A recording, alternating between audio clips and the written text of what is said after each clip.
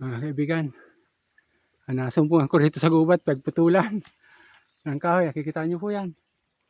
Ayan, nako. Sino kaya nagputol ng kahoy dito? Oh. Nako. Yung mga reserva namin kahoy may kumuha.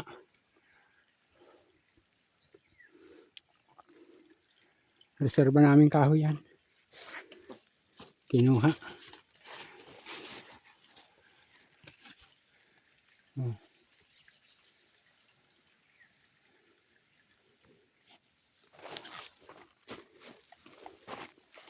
Oh.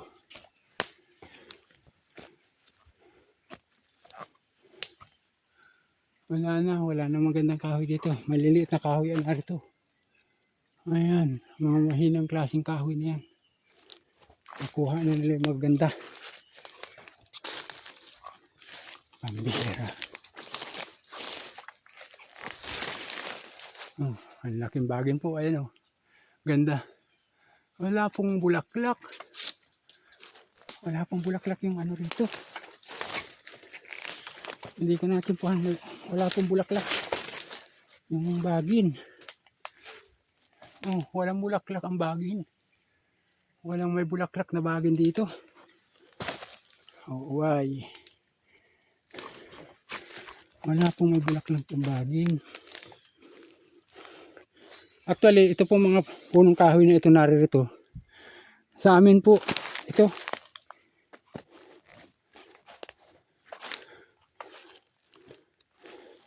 At pag naayos nga po ang ano nito, sakop ko pa yung ibaba na yan. Oh.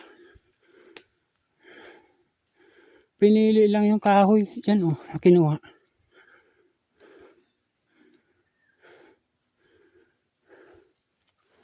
Oh, dito nagdaan oh, parang kabayo ang ginamit. Walang bulaklak.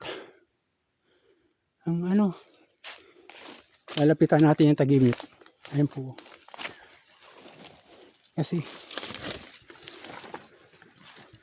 ang tagimit.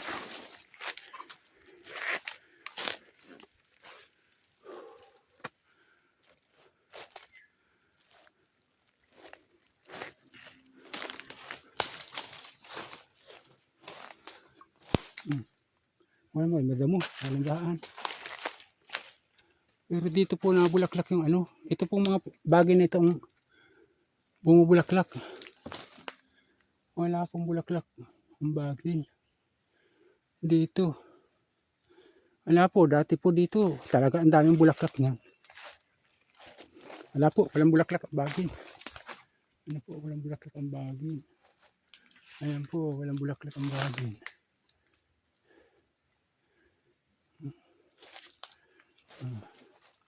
Talagang gubat po ito na ang kinalalagyan ko po, gubat talaga. Ayan po. Walang bulaklak ang bagay dito. Wala yung sadya ko. Ayan. Hindi tayo.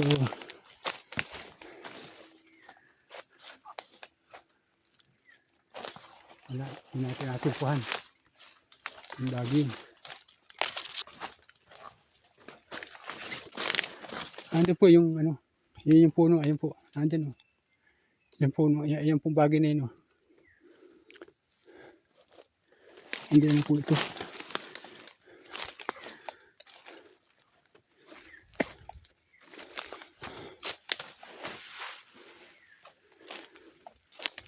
Dito dinaan yung kahoy.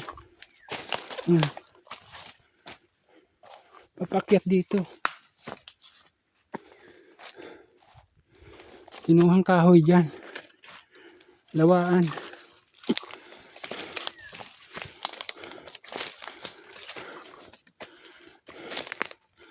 Opo. Dito siya. Dinaan.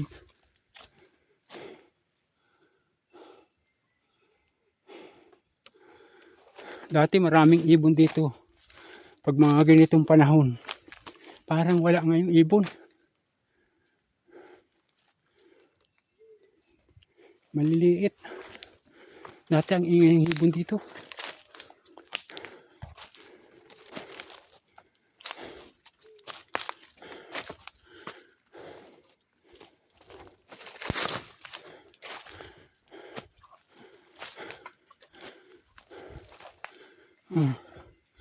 Wala po eh.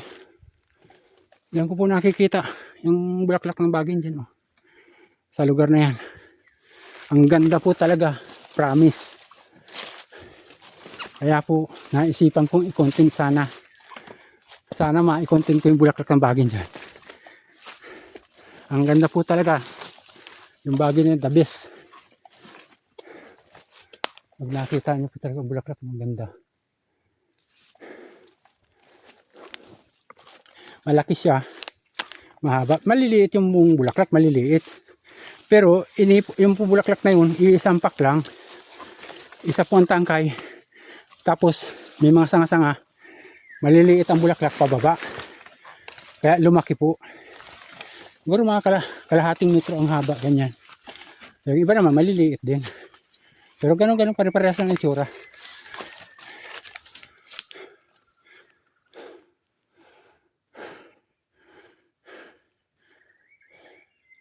Hanggang dito po lamang. Bigo po. Wala po yung bulaklak ng bagin. Pasensya na po. Pero magkaganon pa man, pakisuportahan po ninyo ako sa ganito mga content. Kumbaga, nature po ba? O, ayan. At ito pa. Ayan. Ang lalaki pa ng puno ng kahoy dito.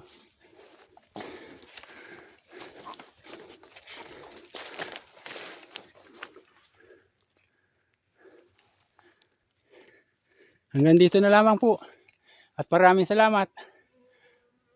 Pakisuportahan po ninyo ko. At sana pakisubscribe po. Like and share. Salamat po. Bye. Mag-isa lang po ako.